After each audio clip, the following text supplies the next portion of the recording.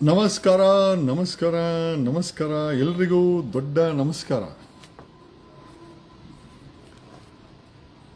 SIT ಬಗ್ಗೆ small update ಅನ್ನ ನಿಮಗೆ ಕೊಡ್ತೀನಿ ಅಂತ ಹೇಳಿದ್ವಿ.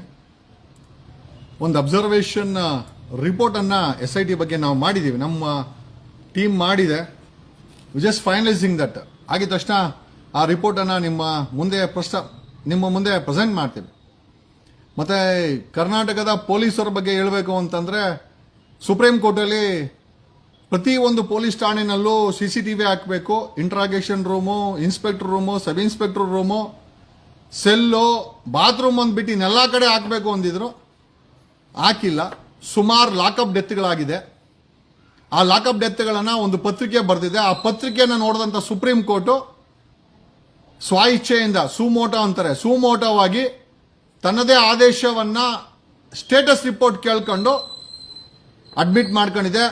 ಕರ್ನಾಟಕದ ಪೊಲೀಸ್ ಸ್ಟೇಷನ್ಗಳಲ್ಲಿ ಯಾವ್ಯಾವ ಪೊಲೀಸ್ ಸ್ಟೇಷನ್ CCTV ಹಾಕಿಲ್ಲೋ ಒಟ್ಟಿನಲ್ಲಿ ಚಳಿ ಜರ ಸುಪ್ರೀಂ ಕೋರ್ಟ್ ಬಿಡಿಸುತ್ತೆ. ಠಾಣೆಗಳು ನಡೀತಾ ಇರೋ ದಂಧೆಗಳು, ಬ್ರೋಕರೇಜ್ಗಳು, ಭ್ರಷ್ಟಾಚಾರಗಳು, ಆಮೇಲೆ ಯಾರ ಮೇಲೇನಾದ್ರೂ ಇಂಟ್ರಾಗೇಷನ್ ತಗೊಂಡ್ರೆ ಅವ್ರ ಮೇಲೆ ನಡೆಯುವಂತ ಅಮಾನವೀಯ ಘಟನೆಗಳೇನಿದೆ ಅದಕ್ಕೆ ಆಕ್ಸೆಸಿಬಿಲಿಟಿ ಕೊಡಬೇಕು. ಹಾಗಾಗಿ ಸುಮಾರು 1 ವರ್ಷಗಳ ಬ್ಯಾಕಪ್ ಇಟ್ಕೊಂಡು CCTV ಅಳವಡಿಸಬೇಕು ಅಂದ್ರೆ ನಮ್ಮ ಕೊಡಿಗೆಳೆ ಪೊಲೀಸ್ ಸ್ಟೇಷನ್ 3ನೇ ಫ್ಲೋರ್ ಅಲ್ಲಿ ಫುಲ್ ದಂಧೆ, ಫುಲ್ ದಂಧೆ. CCTVನೇ ಹಾಕಲ್ಲ. ಎಲ್ಲಾ ಕಮಿಷನ್ ದಂಧೆ ನಡೆಯೋದೇ 3ನೇ ಫ್ಲೋರ್ ಅಲ್ಲಿ. ಎಷ್ಟೋ ಪೊಲೀಸ್ ಸ್ಟೇಷನ್ ಅಲ್ಲಿ CCTVನೇ ಹಾಕಲ್ಲ, ಇದ್ರೂ ನಡೆಯೋ ಪರಿಸ್ಥಿತಿ ಇಲ್ಲ. ಆಮೇಲೆ ನಡೆದ್ರು ಅದ್ರಲ್ಲಿ ಹಾರ್ಡ್ ಡಿಸ್ಕ್ ಇರಲ್ಲ, ಹಾರ್ಡ್ ಡಿಸ್ಕ್ ಇದ್ರೂ ಅದು ರಿಕವರಿ ಮಾಡಕ್ಕಾಗಲ್ಲ. ಅಂತ ಪರಿಸ್ಥಿತಿ ಇಟ್ಟಿದ್ರೆ ಸುಪ್ರೀಂ ಕೋರ್ಟ್ ಖಡಕ್ ಆಗಿ ಸುಮೋಟೋ ಕೇಸನ್ನ ರಿಜಿಸ್ಟರ್ ಮಾಡ್ಕೊಂಡು ಬೆಂಡೆತ್ತಕ್ಕೆ ರೆಡಿ ಇದೆ ಅಂತ ಹೇಳುತ್ತಾ, ಒಂದು ಕರ್ನಾಟಕವೇ ಖುಷಿ ಬಿಡೋ ಅಂತ ಒಂದು ವಿಚಾರ ಇದೆ. ಏನು ಅಂತ ಕೇಳ್ತೀರಾ? ನಮ್ಮ DJ ಹಳ್ಳಿ ಸುನೀಲ ಏನಿದ್ದಾನೆ, ಇನ್ಸ್ಪೆಕ್ಟರ್ ಸುನೀಲ, DJ ಹಳ್ಳಿ ಇನ್ಸ್ಪೆಕ್ಟರ್ ಸುನೀಲ ಏನಿದ್ದಾನೆ, ಕರ್ನಾಟಕವೇ ಖುಷಿ ಬೀಳೋ ಅಂತ ವಿಚಾರಕ್ಕೆ ಒಂದು ಇವತ್ತು ಒಳ್ಳೇದಾಗಿದೆ. ಏನು ಅಂತ ಕೇಳ್ತೀರಾ? DJ ಹಳ್ಳಿ ಲಾಡಿ ಬಿಚ್ಚಿ ಬೀದಿಗೆ ಬಂದ DJ ಹಳ್ಳಿ ಇನ್ಸ್ಪೆಕ್ಟರ್ ಸುನೀಲ್ ನನ್ನ I think Bengaluru city police commissioner ಅವರು ಅಫ್ಕೋರ್ಸ್ DJ ಹಳ್ಳಿ ಸುನೀಲ್ ನನ್ನ ಸಸ್ಪೆಂಡ್ ಮಾಡೋ ವಿಚಾರದಲ್ಲಿ ಕರ್ನಾಟಕದ DGP ಮತ್ತೆ IGP ಅವರ ಪಾತ್ರ ತುಂಬಾ ದೊಡ್ಡದು. ಅವ್ರಿಗೆ DGP ಅಂಡ್ IGP ಅವ್ರಿಗೆ ಬೇಜಾರಾಗ್ಬಿಟ್ಟಿದೆ. ಬೆಂಗಳೂರು ಪೊಲೀಸರು ಏನಪ್ಪ ಇಷ್ಟೊಂದು ವರ್ಷ ಆಗ್ತಾ ಇದಾರೆ. ಒಬ್ಬ ನೋಡಿದ್ರೆ ಕದ್ದಿರಾಚಂದಲ್ಲಿ ಎಂಟ್ರಿಗೆ ಒಡವೆ ಮಾಡಿಸ್ಕೊಡ್ತಾನೆ, ಇನ್ನೊಬ್ಬ ನೋಡಿದ್ರೆ ಚಾಮರಾಜಪೇಟೆ ಮಂಜಾ ಇನ್ಸ್ಪೆಕ್ಟ್ರು ಗಾಂಜಾ ಮಾರ್ತಾನೆ, ಡ್ರಗ್ಸ್ ಮಾರ್ತಾನೆ. ಕೊಡಗೇಳಿ ಇನ್ಸ್ಪೆಕ್ಟರ್ ಮುತ್ತು ಅಂತೂ ಫುಲ್ ರಿಯಲ್ ಎಸ್ಟೇಟ್.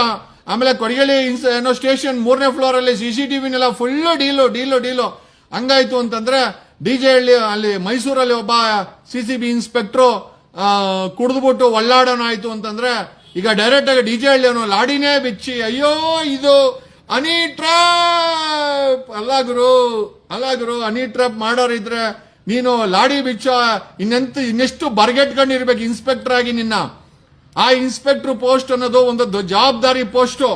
ಈ ಜವಾಬ್ದಾರಿ ಪೋಸ್ಟ್ ಕೊಟ್ಟಾಗ ಇವನ್ ಮಾತೆತ್ರ ಲಾಡಿ ಬಿಚ್ಚಿದ್ರೆ ಸುನೀಲ ಯಾವ ಮಟ್ಟಕ್ಕೆ ಪೊಲೀಸ್ ಸ್ಟೇಷನ್ ನಡೀತಾ ಇದೆ. But we have to appreciate the immediate ಈ ಒಂದು ಬೇಜಾರನ್ನ, ಈ ಒಂದು ಬೇಸರವನ್ನ ಇಮಿಡಿಯೇಟ್ ಆಗಿ ಕರ್ನಾಟಕದ DGP ಅಂಡ್ IGP ಅವರು ಇಮಿಡಿಯೇಟ್ ಆಗಿ ಬೆಂಗಳೂರು ಸಿಟಿ ಪೊಲೀಸ್ ಕಮಿಷನರ್ ಅವ್ರ ಜೊತೆ ಐ ಥಿಂಕ್ ಕಮ್ಯುನಿಕೇಟ್ ಮಾಡಿ ಇಮಿಡಿಯೇಟ್ ಆಗಿ, ಅಂದ್ರೆ ಅವರು ಕೂಡ ಒಂದು ಫ್ಯಾಕ್ಚುಯಲ್ ರಿಪೋರ್ಟ್ ಅನ್ನ ಕೇಳಿದ್ರಂತೆ. ಒಂದು ಫ್ಯಾಕ್ಚುಯಲ್ ರಿಪೋರ್ಟ್ ಅಲ್ಲಿ ಈತ ಲಾಡಿ ಬಿಚ್ಚಿರೋದು ಕನ್ಫರ್ಮ್ ಆಗಿದೆ.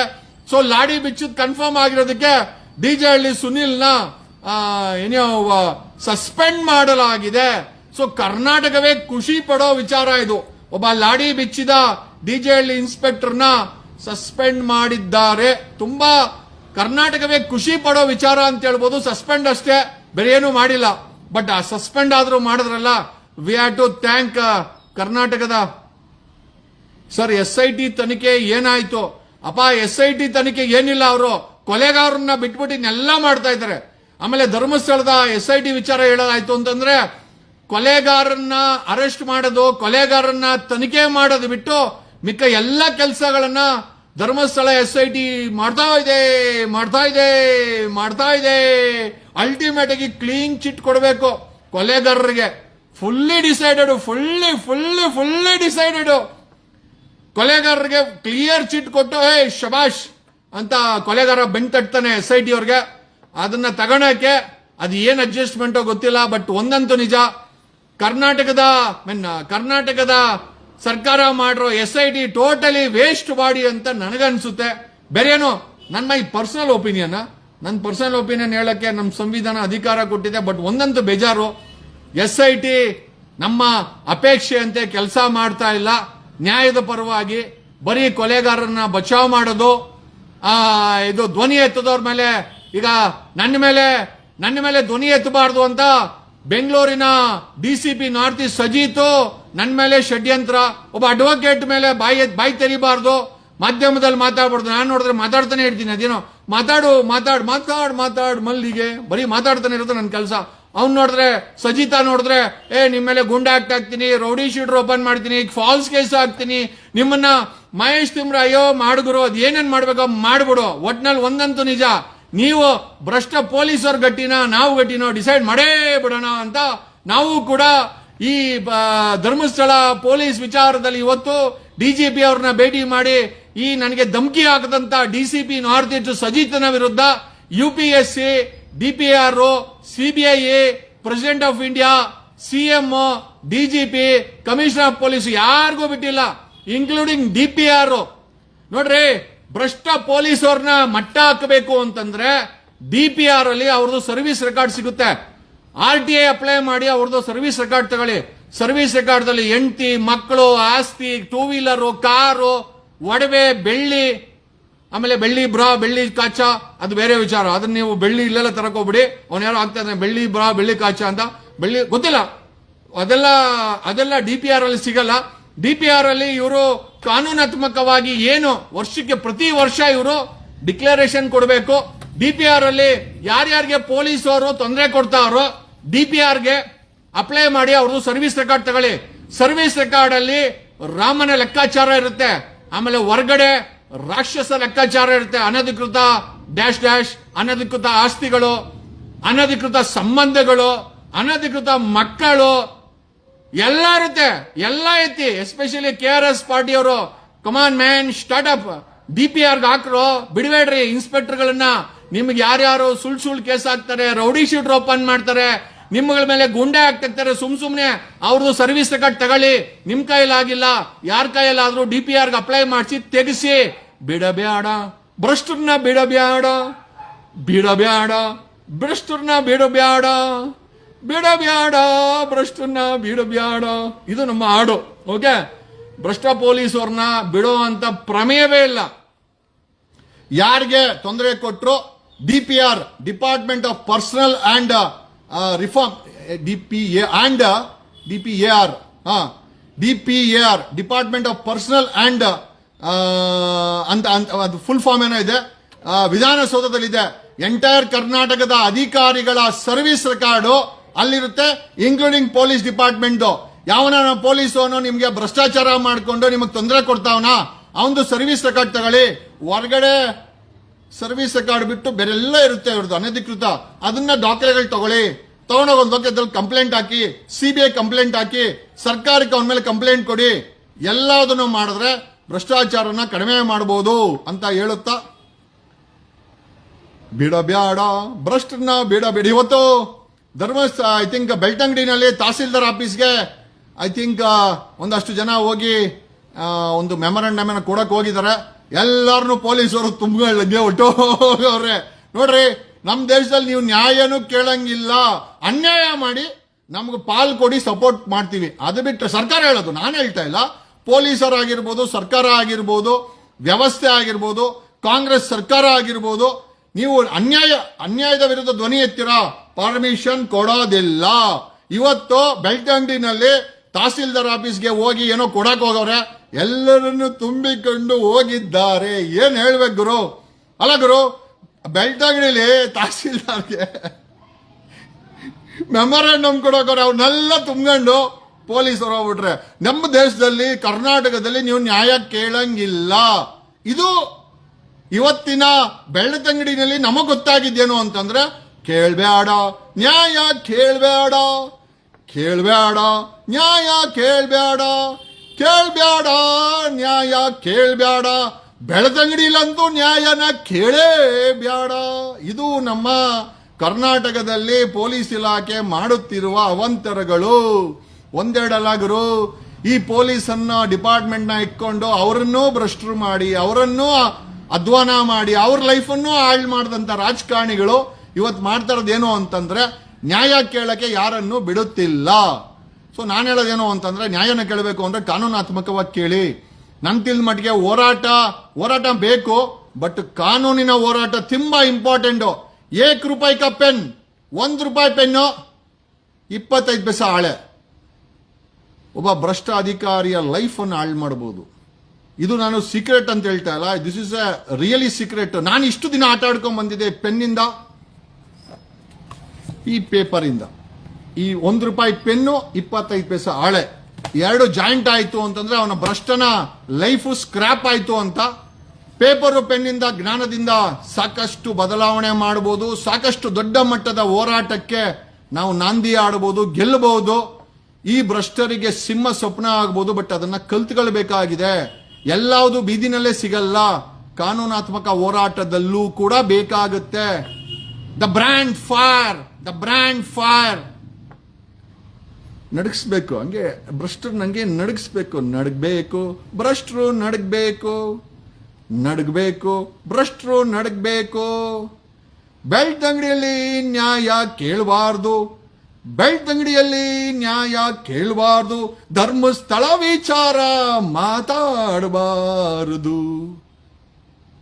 ಕೇಳಬೇಡ ನ್ಯಾಯ ಕೇಳಬೇಡ, ಕೇಳಬೇಡ ನ್ಯಾಯ ಕೇಳಬೇಡ.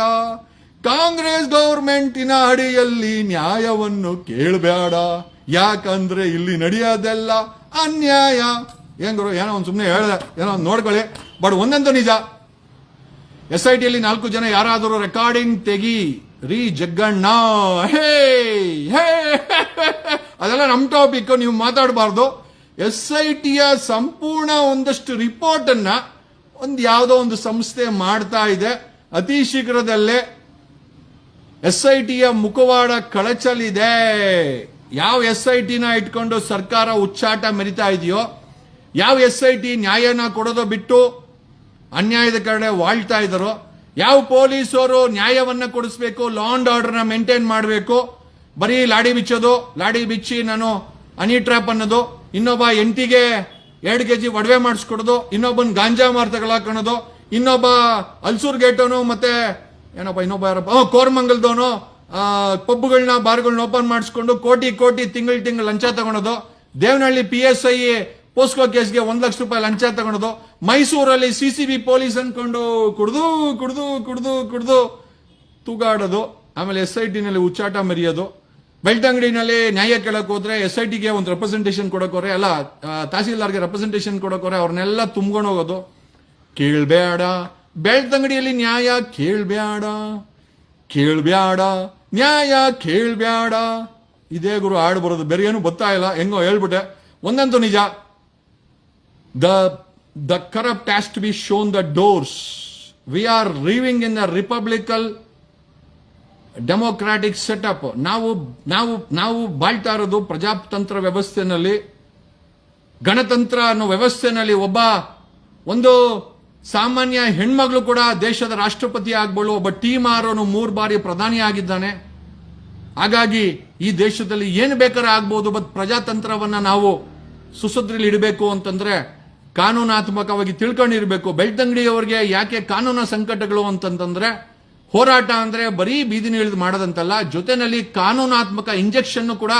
ನನಗೊತ್ತಿಲ್ಲ, ಗಿರೀಶ್ ಮಟ್ಟಣ್ಣವ್ರ ಸ್ವಲ್ಪ ತಲೆ ಓಡಿಸ್ಬೇಕು ಅಂತ ನನಗನ್ಸುತ್ತೆ, ಅಥವಾ ತಲೆ ಇರುವಂತ ವ್ಯಕ್ತಿಗಳನ್ನ ಆ ಬೆಳ್ತಂಗಡಿನಲ್ಲಿ ಒಂದಷ್ಟು ಯಾರಾದರೂ ಕಾನೂನಾತ್ಮಕವಾಗಿ ಗೊತ್ತಿದ್ರೆ ಅವರನ್ನ ಇನ್ವಾಲ್ವ್ಮೆಂಟ್ ಮಾಡ್ಕೊಂಡ್ರೆ ಬೆಳ್ತಂಗಡಿ ಹೋರಾಟಕ್ಕೆ ಒಂದು ಬೆಳಕು ಸಿಗುತ್ತದೆ.